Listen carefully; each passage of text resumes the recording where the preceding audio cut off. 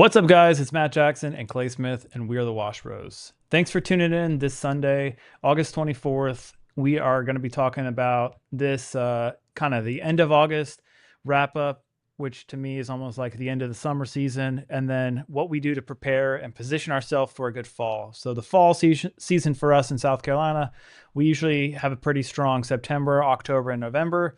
And December, January, that's usually our off season when it's cold. So, this will be episode 29. Crazy, we're banging this thing out so much.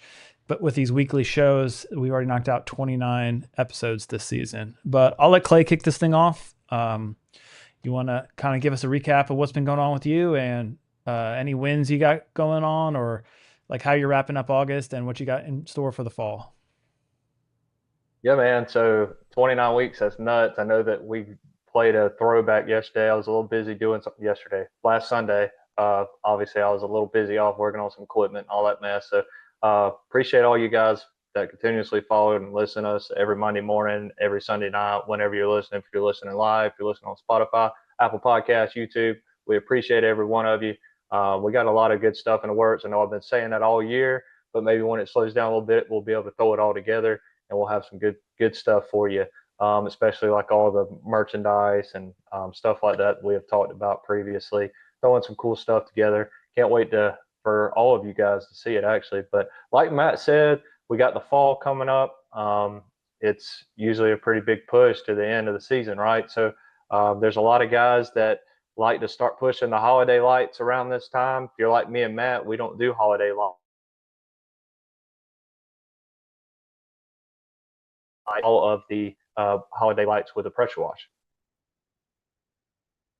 Exactly right. Yeah, so pretty much with the like sorry, my computer lagged there. But as far as like holiday lights, we don't do it. We focus primarily on pressure washing. So this is what I've noticed is people are able to go in um we're able to pick up business from other people who are legitimate pressure washing businesses that hit it hard in the spring and summer, but when they're focused more on Christmas lights in this season, we're able to take jobs. So I noticed personally that the market kind of opens up a little bit on the high level with people kind of taking their foot off the gas with pressure washing. If they're doing the Christmas lights themselves and they got their teams running around, there's less focus on pressure washing. So this is kind of a opportunity for you guys, if you're strictly pressure washing focused, that you can hammer hard and take business that you're not competing with as many companies as you were in the spring and the summer. Absolutely. And August seems like it's a little bit better for us. I don't know if so much residential, but the commercial side has really been up for us this year. I know it has been up for you, Matt. Residential's been kind of it's been good some months, and then some months. I'll put it to you this way: it's been very inconsistent. So if I can find the way to make up the inconsistency, we will be good to go as far as hitting our marketing harder. I don't know if people are running out of money and what's going on, but in our market in general, just according to my data, the residential has been down. So, what are we doing to find ways to try to make up for the down residential stuff? Right? Are we sending an email blast? Are we upping our ads? Or are we going to door knock? Which we don't, me or Matt ourselves, we don't really do any of that. Nothing wrong with it if you don't have the budget to spend on any kind of ads, digital marketing, anything of that nature. Like Tuesday, I'm gonna go make an appearance on a TV show I've been on a bunch of times. It's a local TV show. That definitely helps get you in front of a lot of people. I think you get in front of just according to their analytics, you get in front of like 40,000 people watching the show. So, and that's everybody local in our area. I don't know if you've ever thought of any TV stuff. That's something I do to separate myself and my market. I know that me and Matt, we do different things just because we know that we compete against each other. But if we advertise and market the same way, we know that we're only shooting ourselves in the foot. So we kind of talk it out with amongst each other about that. But if you are struggling, just think of ways that you can be different from all the other people in the area, in your industry, and that's really what separates you from the rest. If you're doing everything that everybody else is doing, all you're doing is competing against the other guys in the area that are struggling and looking for work like you, and then you're just shooting for the bottom of the barrel. You got to be cheap to win those bids. Exactly right. And Google is becoming more and more like Angie's List and these other platforms where if I was just I see this all the time. Like if you're on messaging ads with local service ads, you're at the top. You can click a button with Google and it's saying, get a quote, get a competitive pricing today. And it shoots out four of the top companies on local service ads with a generic message. And that's where a lot of you guys, if you get these messages that don't seem very personable to you, it's probably from Google. I've also read where Google's going to use AI to call companies and try to get pricing for people. So instead of you talking directly with somebody, you're going to get a call from an AI robot or an AI agent via Google who's going to reach out and try to contact you. So to Clay's point, if you're putting all your eggs in one basket, like we say all the time, you want to diversify your marketing, you want to own your list. So like you don't want to just say, "Oh, I do social media or I do door knocking or I do this." There's a lot of uncontrollables there. You can go to a neighborhood and knock on 10 doors and get a couple jobs here and there, but that's not something that you can replicate. And when you replicate, you're able to fill that schedule up. So like it seems on social media or not just social media, but it seems too on Google, I'm seeing new companies in and out of my Google ads. And that's just kind of indicative of like how many people are in this, how many people are just like maybe throwing a ton of money as a last resort into Google ads to try to get work if they're busy. Because ultimately the objective here is, like we say in every episode, we're a sales and marketing company first. We want to own our clients. We want to own our leads. Every time we get a lead, we need to get a first name, last name, email address, phone number, and we don't just do a service to these people one time. We do a service every 2 years, every 3 years, and we try to keep ahead of these things. One thing that Clay and I have both done is like email blast. They help out. We do like quarterly emails. We just shot one off for the end of August. We pretty much did like a push for the end of the summer season. We said, hey, for 15% off, anybody that opens this email, we can pressure wash your house before September 1 for 15% off. And it's not like we're giving money away per se, but we're giving people an incentive. We can price accordingly. We can fill spaces up. We can get people thinking about, oh, it's time to have your house washed. It's time for fall. We're like cultivating and farming our clients. And that is something, if you're new to business, you're probably not able to farm just because you don't have a lot of clients. But as you build your business, you want to keep contact with all these people. And I've been running a lot of social media campaigns, which is great for brand awareness. I know if you're new and you see these guys on Facebook, it's like, do I hire somebody to run Facebook ads? Facebook ads are great. You can set them up yourself. There's this new like Meta AI platform where it'll pretty much send ads to people that it thinks is going to convert the most for you. So with those types of ads, I wouldn't worry too much about paying somebody to set them up. It's more about how good is your creative and what brand you're putting out there.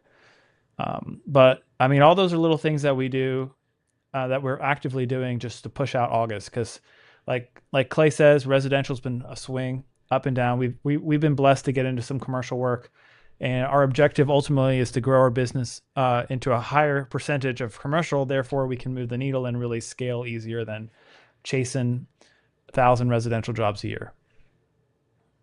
Yeah, and to your point, Matt, about the emails giving out discounts doesn't necessarily mean that you need to make less money. You want to make it look good, right? So back when I used to run a Pepsi route back in the day, I would always laugh at all these stores because they would run a quote unquote sale, but it was still the same price. What looks good to the eye? What is going to get that customer's attention? It's all part of being creative with your marketing. So if you're giving 15% off, just up your prices 15%. You're still technically giving them 15% off, but just whatever you can do to draw the customer in. If you want to give the 15% off and you can eat the 15% off, go ahead.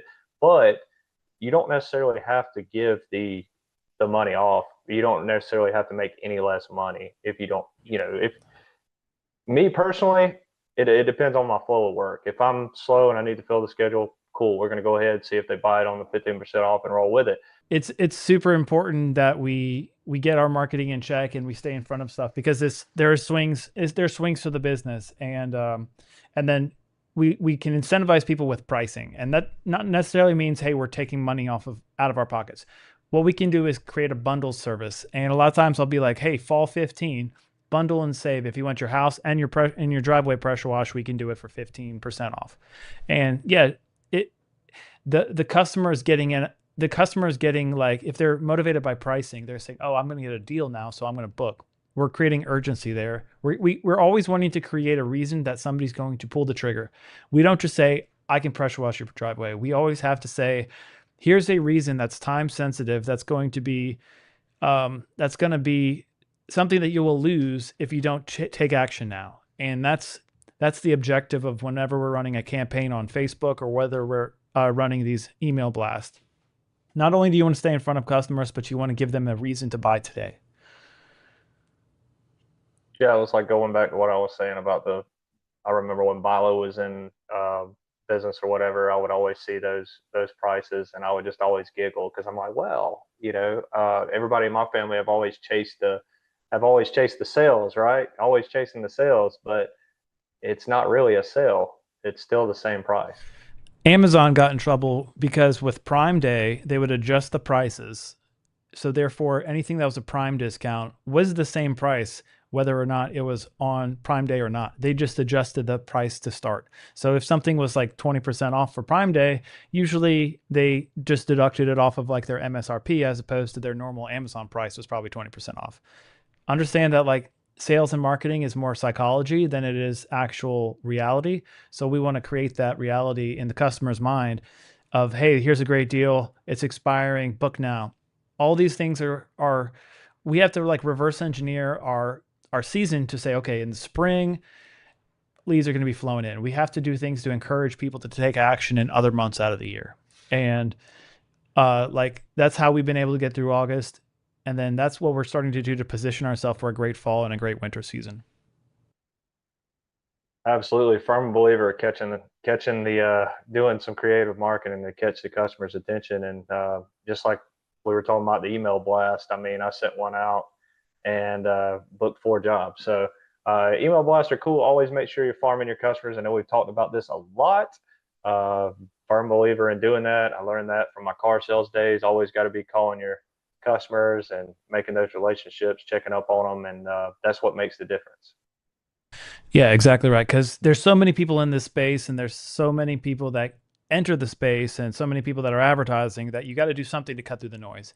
And we've been really pushing consistency of action with posting on social media and posting on Google and working on maximizing all channels because it's a shrinking market because so many people are getting into this that if you're just starting out, it's a really hard grind to get yourself business. And if you're going into the fall season or going into the winter season and you're new, you should just know the expectations are like I have to push every single day because from now until next spring, your business is going to keep going down and down and down. So what are you doing today to get ahead of that downward curve of the winter season and then position yourself as best as you can for that spring season? Most of the money is made in 3 or 4 months, whether it be like April, March, or March, April, May, and June. Those are like really heavy months. So we pretty much build our business that we survive and we can make some money. And in the months outside of that, and the majority of your money, like your Super Bowl, is going to be in those 3 or 4 months in the spring and early summer. And like we always say, we prepare for that season in the winter, and we always are willing to prepare ahead of time. So instead of sitting around being like, oh, I'm slow, what can you do to position your brand to really kill it in 2026? And that should be your goal as you guys get into the fall season. And the biggest thing, like I always say, is consistency. Always be consistent. Anything what you do, come up with a plan. Say, okay, this is how I'm going to dominate the rest of the year. This is how I'm going to get ready for winter, or this is how I'm going to get ready for spring. Because in a couple months, I'll be getting ready for spring. I'll be coming up with my marketing plan, figuring out what my budget is, figuring out what kind of equipment I need to buy. What do I need to do to get ready for spring? Because spring comes around pretty quick again. Exactly right. We stress about the winter. We stress about like January and February, but it's always so quick. We're before you know it, we're firing everything back up again. We're fighting through some cold mornings, and then we're like, man, we blink and it goes from March to August. So this is a quick business. Like there's a lot of money to be made. I think we're going to wrap up August around that $300,000 mark. So we're hoping to put another $150,000 on the books from now until the end of the year. So our goal, always want to do like 500, but we may be pacing more like 450 range. But hopefully we don't have a hurricane like we did last year, and I don't have any health issues. So everything should be pretty good to go. Fall season's usually a little bit of a blip. So there's hope for you guys if you're struggling in August and you're like, man, this is just like, I don't know if I'm going to make it. There is a blip. You can ride out a couple of waves of like maybe 2 months of strong business, and then you start going down into that December. So biggest thing is stay in front of your customers, stay consistent, and figure out your marketing. We've been trying to push more commercial focused marketing this year as we're trying to grow more into commercial work the following year. So it's you can kind of see the directions that we're trying to head based upon what we put out marketing wise, what types of pictures in our post and our team post, like the positioning of our business now. We're trying to shift from that heavy residential like to more professional, more bigger tickets and bigger projects. And hopefully in 2026, we'll be able to do a lot more work there. 100% agree. I'm glad you said something about the hurricane. So that definitely put a troll on us last year, I think, for what, at least a month. And then with your health issues, I know that definitely made a difference in your numbers and stuff like that. So pretty cool, pretty excited about what's coming up, trying to see what we can do, especially with our marketing. I know we're always on top of it, especially with me now. I'm not really on a truck anymore unless it's something. But yeah, I guess in summation of this episode, as we get into the fall season, our objectives are to really push forward with where we want to be next year, and then let customers know, like, hey, create some time sensitive sales and discounts. Unlike the spring, people are not going to be reaching out as heavily as they are, but it's HOA season for a lot of people. So if you can get in with neighborhoods, cleaning curbs, cleaning sidewalks, doing HOA bundle deals, I've done a few of those last year. Usually that kicks like October and November, as well as maybe football stadiums like Clay. It's got some opportunities to clean like bleachers and stuff like that. So the focus will probably be more on bigger things than your typical like residential reach out. Hey, I got a notice from my HOA. Usually a lot of the bigger tickets will land in the slower like the fall season. But every month try to market differently. Try to say, hey, back to school special, like before the football season and you're enjoying your patio outside. Be creative, be fun. That's what people want to see. If you're just advertising yourself as a pressure washing company and there's no connection to your audience and there's no call to action, it's just going to be wasted marketing bucks. So this that's my 2 cents, and that's kind of the action we're taking going into the fall season.